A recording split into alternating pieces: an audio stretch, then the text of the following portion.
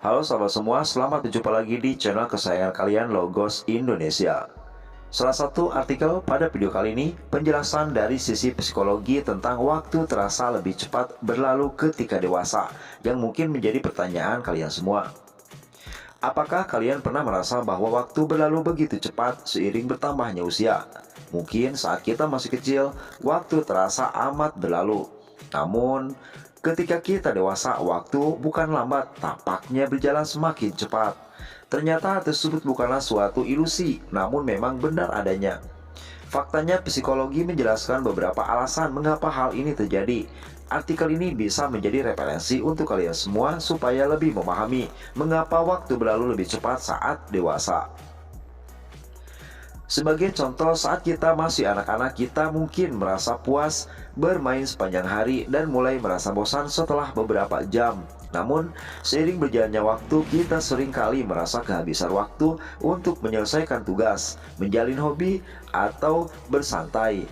Saat dewasa, kita mungkin heran mengapa waktu terasa seperti berlalu dalam sekejap setelah bekerja seharian. Padahal sebetulnya kita telah melakukan berbagai aktivitas dalam kurun waktu tersebut. Alasan di balik fenomena ini ternyata lebih kompleks daripada yang kita kira. Mengeksplorasi fenomena tersebut akan memberikan wawasan yang sangat menarik tentang bagaimana persepsi kita terhadap waktu berkembang seiring berjalannya waktu. Kita akan membahas 3 teori dalam psikologi yang menjelaskan mengapa waktu seringkali terasa berlalu lebih cepat saat dewasa. Ketiga teori tersebut diantaranya teori proporsi, teori penghentian kronologis, dan yang terakhir teori atensi dan memori. Pembahasan pertama, teori proporsi. Teori proporsi merujuk pada konsep yang dikenal sebagai hukum Weber-Fechner dalam bidang psikolog. Hukum ini menyatakan apabila hubungan antara rangsangan yang sebenarnya dan persepsi kita terhadapnya bersifat logaritmik. Dalam konteks waktu, hal ini berarti sering bertambahnya usia, kita merasa semakin tidak proporsional dalam menilai waktu. Misalnya saja 1 tahun bagi anak kecil akan terasa lebih lama daripada bagi seseorang yang sudah dewasa. Ini karena bagi anak kecil 1 tahun merupakan proporsi yang lebih besar dari kehidupan mereka juga dibandingkan dengan orang dewasa. Contohnya, bayangkan saja kamu baru berumur 10 tahun, bagi kamu setahun penuh dirasakan cukup lama, sebab setahun tersebut adalah 1/10 atau 10% dari keseluruhan hidupmu. Namun ketika kamu bertambah tua dan berumur 50 tahun, 1 tahun hanya menjadi 1/50 atau 2% dari seumur hidupmu. Dengan kata lain, rasio atau proporsi 1 tahun terhadap keseluruhan waktu hidupmu semakin mengecil seiring dengan bertambahnya usia. Hal ini menjadikan 1 tahun terasa lebih cepat.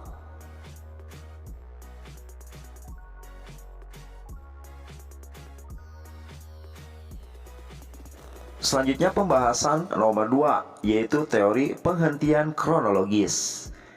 Teori penghentian kronologis mengemukakan bahwa jam biologis kita melambat seiring dengan bertambahnya usia. Inilah yang menyebabkan waktu subjektif, seperti penilaian terhadap berapa lama suatu kejadian berlangsung, menjadi lebih cepat jika dibandingkan dengan waktu objektif. Misalnya saja, waktu yang ditunjukkan oleh jam. Dalam kata lain, kecepatan jam biologis kita berbanding terbalik dengan umur. Sebagai contoh, kalian mungkin ingat waktu kecil seakan berjalan lambat. Musim panas liburan nampak tidak berakhir dan waktu menunggu hari ulang tahunmu tiba bagaikan selamanya. Tetapi sekarang, sebagai orang dewasa, waktu terasa cepat. Pekan demi pekan, bulan demi bulan, dan tahun demi tahun berlalu bagai dikejar waktu. Itulah yang disebut dengan penghentian kronologis. Jam biologis kita seakan melambat seiring bertambahnya usia. Hal inilah yang membuat kita merasakan waktu berlalu lebih cepat.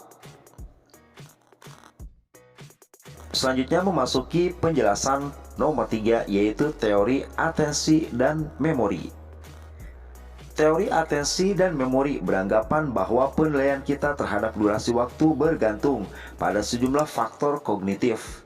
seperti jumlah perhatian yang kita curahkan pada waktu dan seberapa banyak memori yang kita buat selama periode tersebut.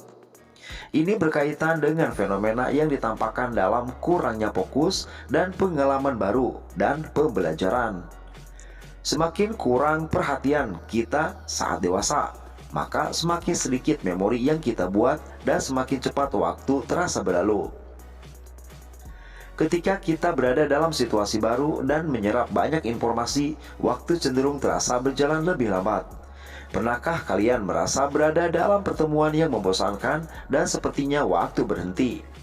Itulah karena kamu tidak sungguh-sungguh memperhatikan atau menyerap informasi baru. Sebaliknya, ketika kamu menghabiskan waktu bersama orang tersayang atau melakukan sesuatu yang kamu nikmati, waktu tampak berlalu begitu cepat.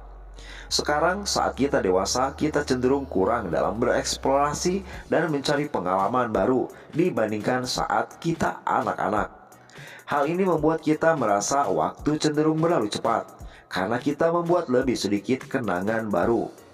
Dan karenanya juga mempunyai lebih sedikit pengukuran waktu di benak kita. Ini adalah contoh sederhana dari teori atensi dan memori. Mari kita kembali tinjau pembahasan di atas. Mengenai 3 teori di atas, kita dapat menyimpulkan apabila pengalaman waktu yang berbeda saat kita dewasa, hal ini sebetulnya dipengaruhi oleh berbagai faktor psikologis.